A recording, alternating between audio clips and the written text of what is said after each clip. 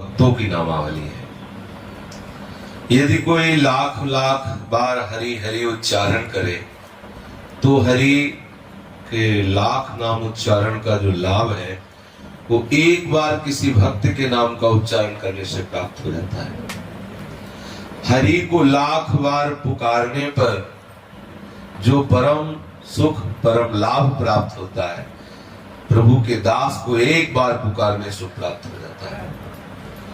भक्तन की नामावली जो करिए चित लाए, ताकि भक्ति बढ़े घनी और हरि होए सहाय। जो भक्तों की नामावली का गान करेगा उसके भक्ति प्रतिदिन बढ़ती चली जाएगी और हरि निरंतर उसकी सहायता करेगी। ये भक्त नामावली का प्रगट फल है।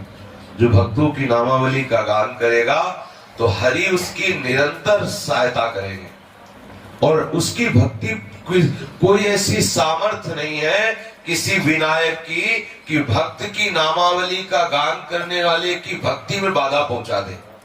राधा वल्लभ भजत भज भली भली सब होए, जीते विनायक शुभ अशुभ विघ्न करे नहीं कोई। विघ्न करे नहीं कोई, डरे कलिकाल कष्ट भय, हरे सकल संताप हरस हरिनाम जपत जय। श्री वृंदावन नित्य केली कल करत अगाधा, हित हरिवंश किशोर भजत भज श्री हरि राधा। बोले राधा वल्लभ लाल के भजन करने वालों का जो भजन करता है, अर्थात किशोर के भजन करने वालों का जो भजन करता है, तो त्रिभुवन में जितने अशुभ विनायक हैं, जो अनिष्टकारी हैं, जितने भी अनिष्टकारी शक्तियां या आसुरी शक्तियां या दैवी शक्तियां, किसी की सामर्थ्य नहीं है कि भक्त की नामावली करने वाले को राधा वल्लभ भजत भज, जो राधा वल्लभ लाल का भजन करने वाले उनका जो भजन करते हैं, किसी अशुभ विनायक की सामर्थ्य नहीं है को बाधा पहुंचा सके। और किसी शुभ विनायक की, अशुभ विनायक तो सबको ही जानते हैं क्लेशकारी होते हैं, लेकिन जो शुभ होते हैं जिन्हें सुखकारी समझते हैं वो भी हमें प्रभु से विमुख कर देते हैं। हमारे परम सुख सच्चिदानंद में श्री हरि के चरणारविंद के आश्रय से विमुख कर देते हैं जो शुभ विनायक होते हैं। तो जो भक्तों का आश्रय लेता है, भक्तों का नाम कीर्तन करता है, भक्तों की नामावली का गायन श्रवण करता है, तो अशुभ विनायक तो समीप आ नहीं सकते और शुभ विनायक अपना कोई ऐसा प्रभाव नहीं दिखा सकता जिससे भक्त के आश्रय लेने वाले का चित्त प्रभु से विमुख हो जाए। और सबसे बड़ी महिमा की बात की युग है कलयुग। कलयुग का कोई भी कुचक्र उस भक्त के ऊपर अपना प्रभाव नहीं डाल सकता जो भक्त नामावली का गान करता है। और महामहिमा की बात, उसे श्री वृंदावन का वास प्राप्त हो जाएगा जो इन भक्तों का नाम कीर्तन करेगा। और महामहिमा की बात, तीनों तापों का नाश हो जाएगा। त्रिविध ताप नाशय सकल, सब सुख संपत्ति हो। सब सुख संपत्ति होय होय हरिवंश चरण रति, होय विषय विषनाश, होय वृंदावन बस गति, होय सुदृढ़ सत्संग, होय रस रीति अगाधा, होय सुजस जग प्रगट, होय पद प्रीति सुराधा। जो भक्तों की नामावली का गायन करेगा तीनों तापों का नाश हो जाएगा। जो भक्तों की नामावली का गायन करेगा आचार्य चरणों से बहुत प्यार करेंगे, आचार्य के चरणों में अपार रति हो जाएगी। जो भक्तों की नामावली का गायन करेगा उसे अखंड वृंदावन वास प्राप्त हो जाएगा। जो भक्तों की नामावली का गायन करेगा उसे प्रियालाल के चरणारविंद की सेवा का सुख प्राप्त हो जाएगा। जो भक्तों की नामावली का गायन करेगा उसे राधा चरणारविंद में अपार प्रीति हो जाएगी।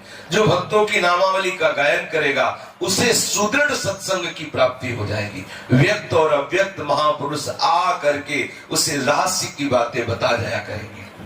जो महत अपराध करने वाला हो, यदि उसको भी भक्त नामावली का रोज गायन करने का मिल जाए तो हरि सारे अपराध क्षमा करके उसे भक्त ही बना देंगे। अजहू सोच विचार के गही भक्तन पद ओट, हरि कृपाल सब पाछली क्षमे तेरी खोट।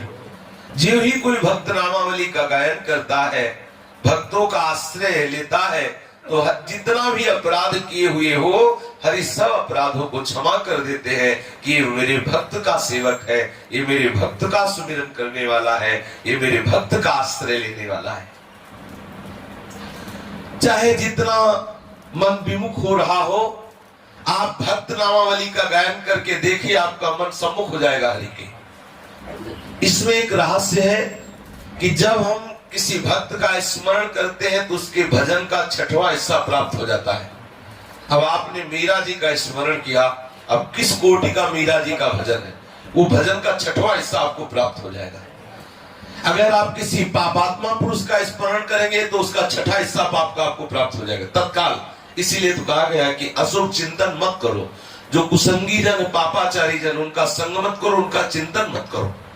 किसी भी भक्त का, अब सेना धना कबीरा नाभा ऐसे संतों का नाम उच्चारण करें, उनका सुमिरन करें, तो उनका भजन का प्रभाव तत्काल 6वां हिस्सा अपने आप को प्राप्त हो जाएगा। तो जो बहिर्मुखता हुई वो उसी क्षण हरि सम्मुखता प्राप्त हो जाएगी। इससे श्रेष्ठ साधन कोई नहीं। समस्त महापुरुषों ने, संतों ने, महंतों ने एक स्वर में निर्णय किया है कि वैसे भजने को तो 2 ही भले हैं, कह हरि कह हरिदास। जैसे श्री स्वामी जी महाराज भी कहते हैं, हित तो कीजे कमल नयन सो, जा हित आगे सब हित लागे फीको, कह हित कीजे साधु संगत सो, जो कलम से जाए सब जी को। अब 2 में भी और गंभीरता से विचार हुआ, हरि और हरिदास भजवे को 2 ही भले। अब इसमें और विचार हुआ तो बोले हरिदासों का भजन करने से पूरा भजन हो जाता है, अलग से हरि का भजन करने की जरूरत नहीं। हरिदासों की यदि अर्चना वंदना सेवन हो गया, उनका नाम कीर्तन, उनके ही सामीप्यता का हमें अनुभव हो गया, तो हरि की उपासना अपने आप हो जाती है। जैसे गर्भवती माँ को रबड़ी और रसगुल्ला पवाओ तो गर्भस्थ शिशु को अलग से पवाने की जरूरत नहीं, अपने आप पालेगा, क्योंकि माँ के द्वारा उसका पोषण होता है। तो भक्त है वो गर्भस्थ सुंदरी, और भक्त है वो गर्भ धारण करने वाली सुंदरी, और हरि है गर्भस्थ शिशु। जो भक्तों की सेवा, भक्तों का चिंतन, भक्तों के नाम का गायन करता है तो गर्भस्थ शिशु हरि अपने आप पुष्ट हो जाते हैं, अपने आप उनको आनंद का अनुभव होता है। बड़े भाव के द्वारा इस नामावली का अपने लोग गायन करते हैं, जिसकी अद्भुत महिमा है। हम सो इन